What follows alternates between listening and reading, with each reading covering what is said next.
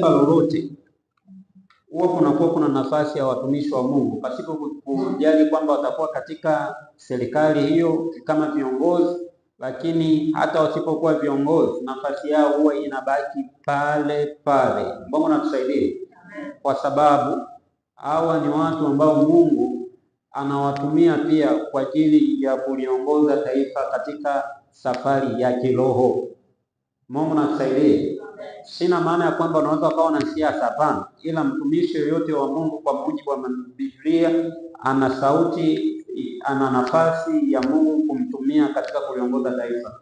So ndani ya Tanzania mwaka 2025 nimeona hao watumishi miongoni mwao wameshafahamika na wapo, ila kuna wengine wanaona wanaongezeka, na watumishi hao wanaoenda kuongezeka pia au Mungu anaenda kuwapa nafasi katika taifa, si kwamba watapewa nafasi za wao kuwa viongozi serikalini. No, Mungu atawapa hiyo nafasi, hiyo mamlaka katika ulimwengu wa roho.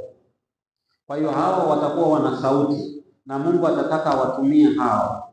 Miongoni ushauri wa Gwajima simple, na ukiukataa ushauri wangu, mimi nimetumwa na Mungu kwenye hii nchi,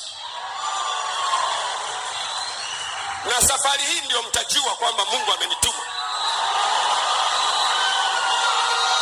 Narudia tena,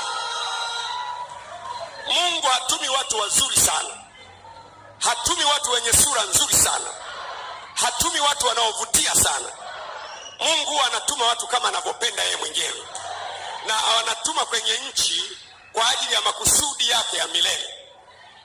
Karne ya kwanza Mungu wa mbingu na nchi alimtuma mwanae Yesu Kristo akaja hapa duniani. Ni binadamu 100%, lakini ametumwa na Mungu.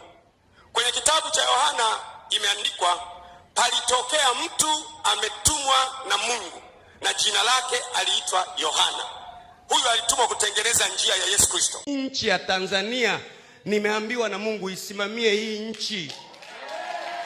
Hii nchi mimi nitaisimamia. Sasa kuna wengine wanasema wewe nani? Utajua nilikuwa nani, utakuja kujua baadaye.